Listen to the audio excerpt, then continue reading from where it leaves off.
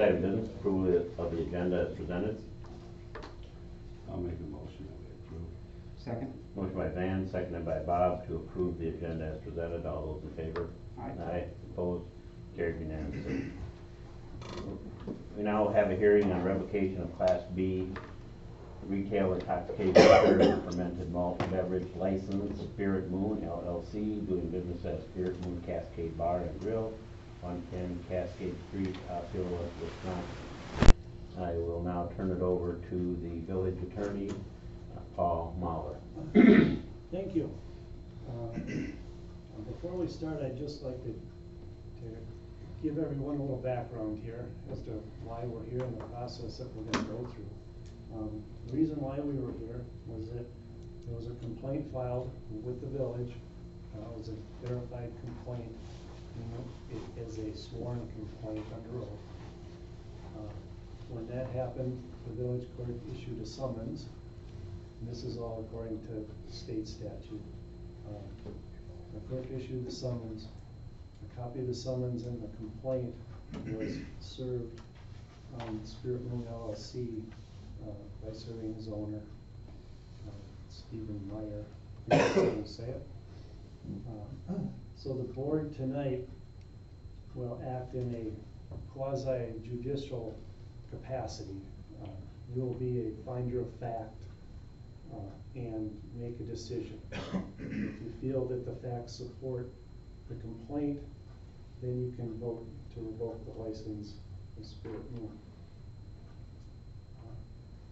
It'll be a two-step process. I guess before I get into that, the burden of proof I should clarify as well. Now, this is not a criminal proceeding. This is not a beyond a reasonable doubt standard. This is a preponderance of the evidence standard, which means more likely or not. The village and the complainant will present their side, and if anyone wants to speak for the license holder, they'll have that opportunity. And then after that, the board should deliberate, and then that should be done in closed session, and we'll come back in. If there's any further deliberation or questions that need to be done, you can do that in an open session, and then the board should vote one way or the other. Is there any questions from anybody on that? Okay. I guess I should start. Is anyone here from Spirit Moon? Okay. That being said, there is a presumption in the statute, and I believe you all have a copy of the statute page. It does say that if the license holder does not show up at the hearing, that the board can assume the facts put in are true. And if they find that those facts are sufficient to justify revocation, they can do that. I'd like to start out by having the gentleman that filed the complaint step forward. Is that a seat here? Yes. That's fine. If you can just state your name, please. My name is Ron Pedridge. And what is your position with the village? I'm currently the police chief. How long have you been in that position? A little over 3 years. And are you a resident of the village? I am. Yes. And you filed the complaint? I did. And you are familiar with the Cascade Bar? Yes, I am. I think what I will do now, instead of you and I going question and answer, I'll let you just explain the basis for the 2 counts that you listed in the complaint. Sure. I filed a complaint with the village per statute because, in my opinion, the Cascade Bar for several years has been an indecent, improper house. I also believe that the owner himself has sold or peddled drugs out of there, and believe that he's aware that at least one of his employees have done that, has done that as well. I tied myself up some notes because over the last 8+ years, we've had numerous complaints, and maybe some have heard or come to know that the Cascade Bar has been known to be the place to go get drugs. Half-heartedly, sometimes jokingly, but in our case, seriously, people would come up and say they heard this, or they saw this, or somebody they know saw this. The problem was the Cascade Bar was very careful on who they sold or distributed drugs to or around. They vetted their clientele pretty thoroughly. People had to vouch for them, they had to know who they were. Made it very difficult to get in there and to do things like we normally would. But over the years, we've had numerous investigations open and temporarily suspended, then reopened again. Since about 2013, it's really picked up. In June of last year, we picked up another investigation based on information and worked that pretty consistently. Changed strategies back in November. Let's see here. The drug use inside the bar is tolerated. This is one of the first-hand things. Smoking marijuana inside the bathrooms, inside the bar back patio area, that's a pretty common thing. Also consistent with what people have told us, and also consistent with the report we just took in January. I was doing some research on this. One of our Osceola officers was at the Cascade Bar on an unrelated 911 call, and sure enough, a client walked right by him. He had a strong odor of marijuana. Walked by him again, can continue to smell it. He finished his business, walked outside. The guy was standing outside the bar, made contact with the guy, and sure enough, the guy had some marijuana and paraphernalia on him. In talking with Mr. Meyer later, I'm jumping out of order here, but he admitted that he's aware that patrons and people sometimes smoke marijuana in the bathrooms, but to date, the employees have just never been able to catch him, which didn't seem realistic to me. So some other information we received, including drug sales were made by bar staff, in particular at least one bartender, and that the bar's owner, Mr. Meyer, sold prescription medications. Other verbal reports of methamphetamine were being stored, used, or sold from the property. And basically a culmination of all the reports and information received over the years led to a reasonable suspicion that the use of controlled substances are certainly tolerated, stored, used, and sold from the Cascade Bar. Since 2013, as I indicated earlier, Polk County Sheriff's Department with the Osceola Police Department, St. Croix Valley Drug Task Force have worked on investigations, and that everything from talking to people on the side who have information to actually maybe some undercover operations as well over the years. Information obtained during this investigation verified that there was known drug activity on the property and that Mr. Meyer was aware of that activity. Although a known meth dealer who was temporarily employed for a short time actually spoke with the source when they inquired about a buy, and the source said that they had to check with Mr. Meyer to see if she could sell to him. Consistent information received over the years is that the drug sales at the Cascade Bar occurred primarily to, like I said earlier, known clients. In November of 2017, I created this bio here for the officers in St. Croix County Drug Force of some of the more major participants in suspected drug sales. Not necessarily for public dissemination, but for Mr. Meyer, I indicate he's owned the bar since February 2010. Information is that he's selling prescription medications. Information is that he's aware of other drug activity occurring in his establishment. At this time, back then and currently, Mr. Meyer is still on bond not to possess or consume alcohol. I'm not sure how that worked in conjunction with his business, but he's still on that bond. Another person here, the bartender you're going to hear me mention, was the primary bartender for Mr. Meyer.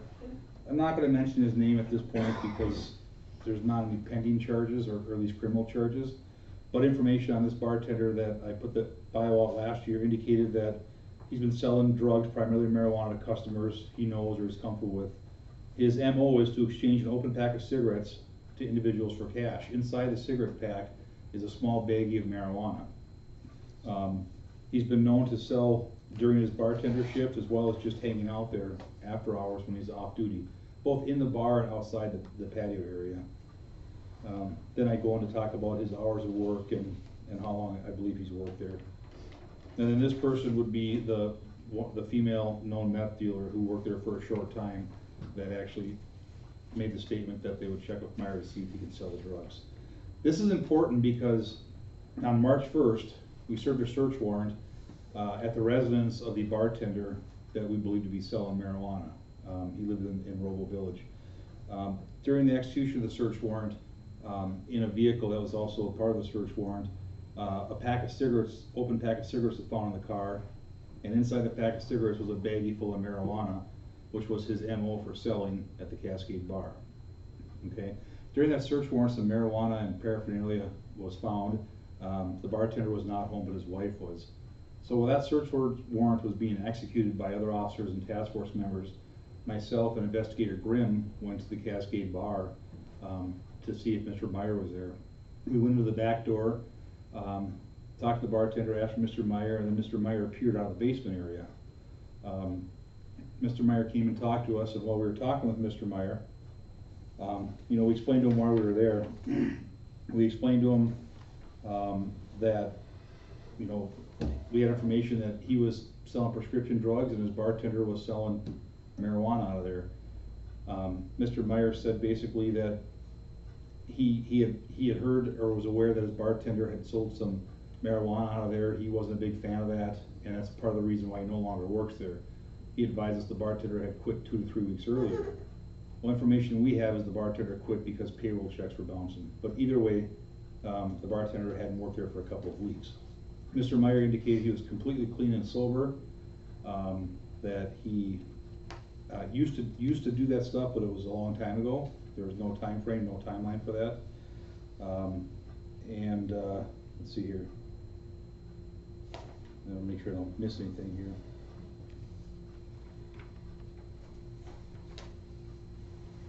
Okay. So then we asked Mr. Meyer for consent to search his bar. He said that he had nothing to hide, he had nothing illegal there, and he actually said if we were going to search the bar, he said, he waved his hand and said, go ahead and search, but he wanted to be a part of it. Initially, we said, why don't you stay back here with the investigator? And he goes, no, if you're going to search it, I want to be there. He said, where do you want to start? And we said, how about the basement area where you came up from? So he led the way down to the basement. Myself and Investigator Grimm followed him down there. When we got to the basement area, we went to found a workbench area, and in the area of that workbench was a pipe wrapped with a bunch of tape. It was like a marijuana pipe. Mr. Meyer said that was his pipe, but it was old, from a long time ago. On the bench was also a hard sunglasses case, and in our experience, sunglasses cases are right up there with Crown Royal bags, where a lot of times drug paraphernalia or drugs are inside those. Inside that case was a bubble pipe, and let me just. So initially it was a small black pipe, aluminum foil wrapped around it. Meyer said, I occasionally smoke marijuana, but I haven't used that pipe in a long time. A hard sunglasses case that contained a broken bubble pipe with a white residue and straw. It was suspected methamphetamine paraphernalia, which was later confirmed by a field test from Investigator Grimm. Meyer said that pipe was from a long time ago. So Mr. Meyer said he was clean and sober. He had also gone to a counselor in the cities to get off prescription drugs and didn't do anything anymore. But yet, he admitted to still smoking marijuana occasionally. In fact, said his doctor said it was a good idea for him to do that. So asked him if he had a medical marijuana prescription or anything other, and of course he did not have that. So at that point, Mr. Meyer got frustrated, verbally revoked his consent to search, said, you're done searching, I'm going to call my attorney. We stopped searching right away. We placed Mr. Meyer under arrest, moved him upstairs, and Investigator Grimm applied for a telephonic search warrant based on the evidence we had found so far to search the property. So I called for a transport car to bring Mr. Meyer away, and waited for him while Investigator Grimm was outside working on a telephonic search warrant. When the transport car arrived, we searched Mr. Meyer more thoroughly prior to being transported to jail, and we asked him, do you have any needles on you, which is a common question. Mr. Meyer said, yeah, I have a cap needle in my right pocket, pants pocket. So that was retrieved, had a small amount of liquid in it. That liquid also field tested positive for an opiate. The exact kind of opiate is not known, but it's going to be sent to the crime lab for analysis. Likely heroin. That's what we surmised. So eventually, we did get a search warrant for the property. We had officers that cleared the trailer earlier in Robo, were done there at that house, come to the bar and searched the entire bar. The areas that we searched primarily were the basement area, which was a pretty big area with a lot of clutter and kitchens and workbenches and just a typical old building basement. Another area we searched was a very, very cluttered small office area, which was located in the back hallway of the main bar by the back door. That was Mr. Meyer's office. The door was usually always locked. The only people who had a key to the office were Mr. Meyer and his accountant, who came in approximately once every week or two to help him. His wife, manager, and other people didn't have a key to that. That apartment or that room was extremely cluttered, extremely messy. There's also a safe in there. But I guess a brief rundown, and it's in the complaint too, but items recovered during the search warrant include a metal spoon which tested positive for methamphetamine,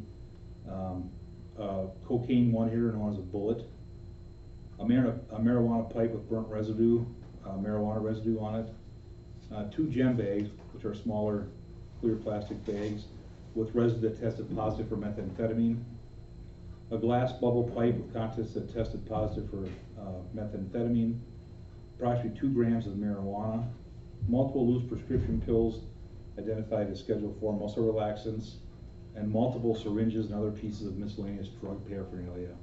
I believe some of that drug paraphernalia or some of the items also tested positive for cocaine. Maybe Investigator Grimm can testify to that. I've been a resident of Osceola for about 19 years.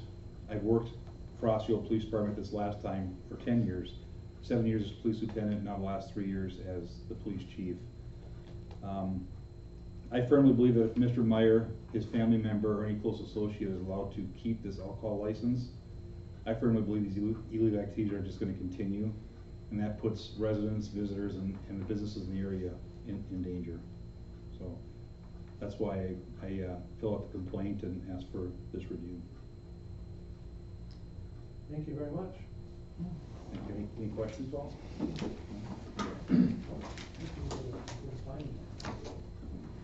I'd also like you to have Mr. Tony Grimm. So, do I need to be sworn or anything, or am I just gonna Just sit down.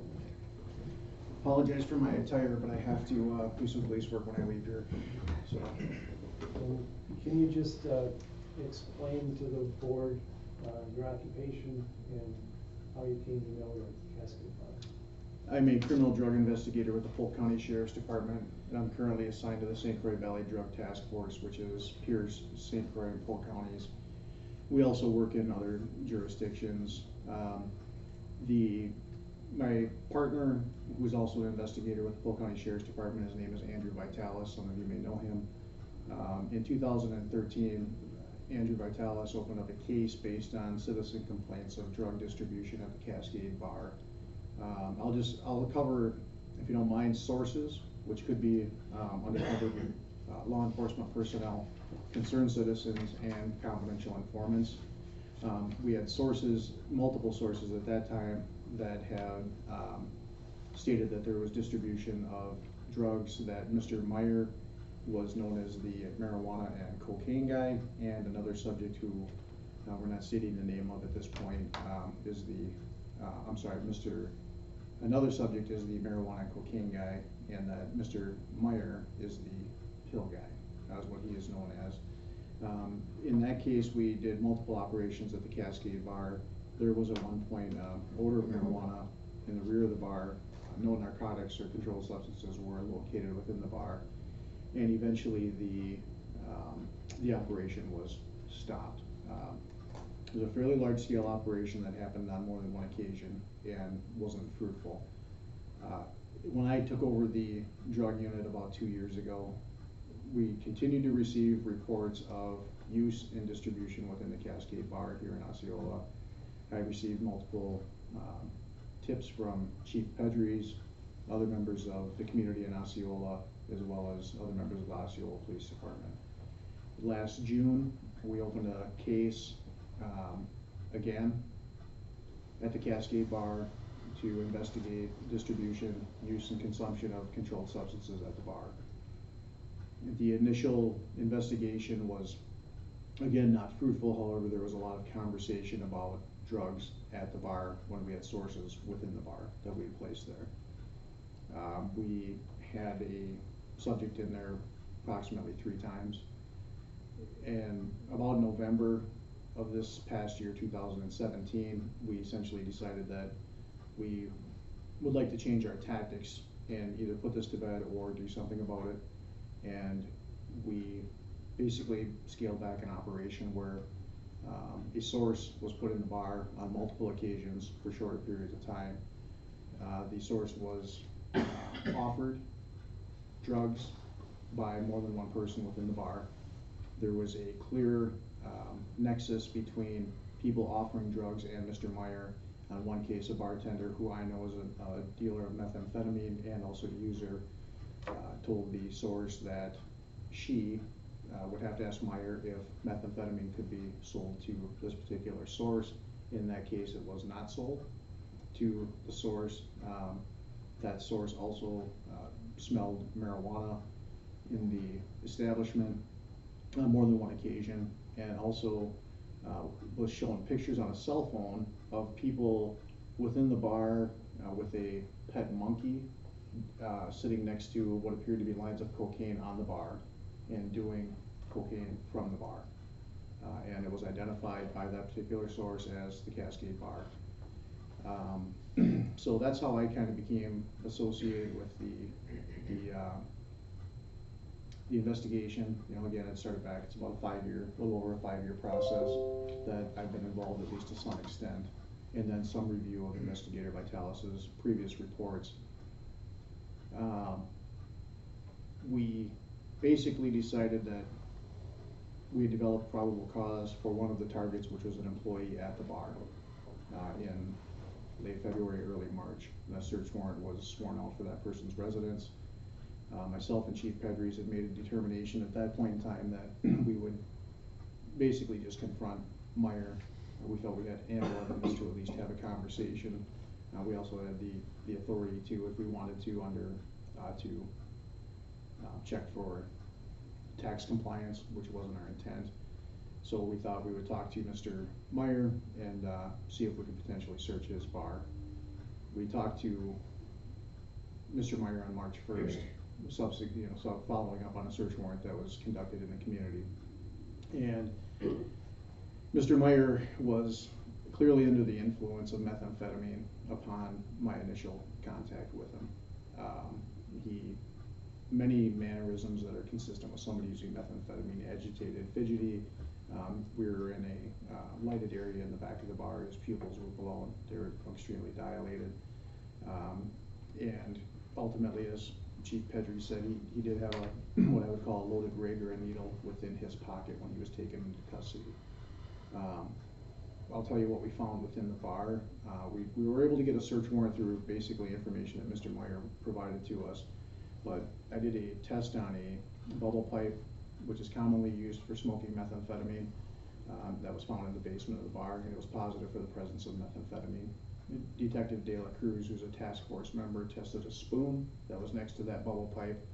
A spoon would be used to cook controlled substances in order to draw them into a needle and then inject them into your body. That was positive for the presence of methamphetamine. In his office, which I think Chief Pedry stated, he and his accountant had the key for, and that was it. We actually had to have the accountant let us into the office. Concerning to me were 3 firearms that were cased, one that was not cased, which was a pistol and loaded. Mr. Meyer is a convicted felon from 1978. We're working on a judgment of conviction for that, so that we could charge him with that crime. Within that room, there was also 2 cups, and they had a white residue on it. That residue tested positive for cocaine. My belief, and based on my training and experience, is that he was making powder cocaine into crack cocaine. I don't know that for a fact yet because I don't have the information back from the crime lab. So there was a process there where he was likely converting cocaine from one form to another. I did also get a positive test on the cocaine one-hitter, which is also called a bullet, for the presence of cocaine. And that was cocaine hydrochloride or powder cocaine. It was not crack cocaine. There was Klonopin and Flexerol And the Klonopin is not scheduled, but it's prescription only. He did not have a prescription for it. The Flexeril, I believe Chief Pedri said is a Schedule 4. I'm not certain of that. Those were loosely on a tray in the office. There was also approximately 2 grams of marijuana, and I also did a test of that too to confirm the testing. I'd also note too that for your purposes that I'm a master instructor for field testing controlled substances, including marijuana, and I've conducted that test, which is called a Ducanoid-Levine and similar test, probably more than 2,000 times in my career. And it unquestionably was marijuana. So in summary, what we found in the bar that I found to be concerning that I tested for was cocaine, methamphetamine, an unknown opiate, which was from Mr. Meyer's pocket, that I believe to be heroin, marijuana, and at least 4 firearms that were within the bar. Also too, when I confronted Mr. Meyer about the fact that he was known to be the pill guy and that another bartender was stated to be the weed and cocaine guy, he acknowledged that, and he stated that that's true, but that was not the case anymore and that he was clean. He did also acknowledge the fact that he and his wife had confronted this employee recently based on an order or directive from his wife to do so, because he was aware that things were going on within the bar, particularly distribution of controlled substances. And that was part of a conversation had with Meyer. So my belief is if Mr. Meyer was being honest in any part at that point in time, it was clear that it was happening and that he knew about it. And I think the evidence supports that based on what we found within the bar. And I would also say that I'm not from Osceola. I don't want to see people delivering controlled substances in a drinking establishment or a restaurant, a place where families could potentially go. But I also don't have a horse in the race either. I'm just here to tell you guys the facts so that you guys can make your decision.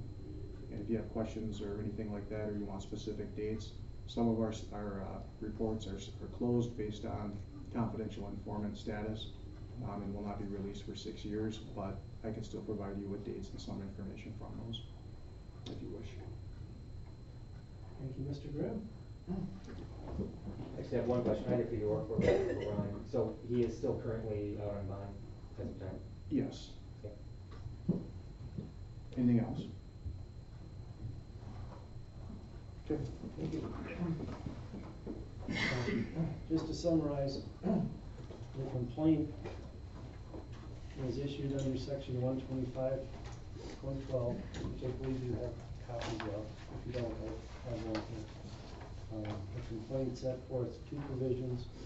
One was that the person keeps or maintains a disorderly, riotous, indecent, or improper house, which is a broad definition. It's a little vague, that essentially they create a nuisance, disrespect of the community, they cause problems in the community, bring down the area.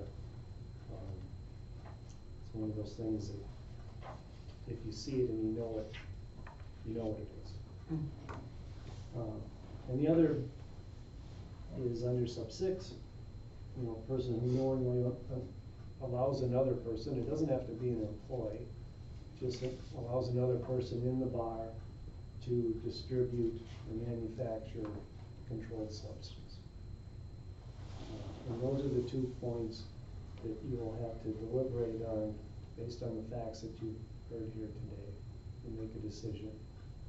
You don't have to find for both of them. You can find for one or the other or neither.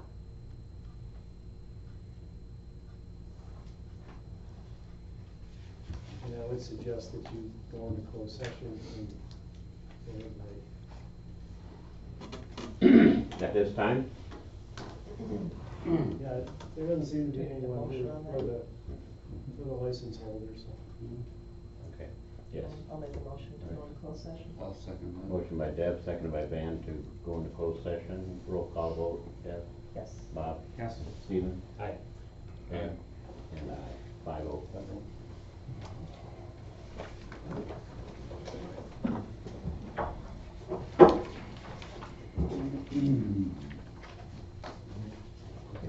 say anything, we're gonna make sure this mic is Oh, on. yeah, I don't know if it's transmitted or not. No, but, if you have any questions, Can I- I'll come back, but otherwise. Get us Yeah, one. do. It's off. No, I'll turn it off now.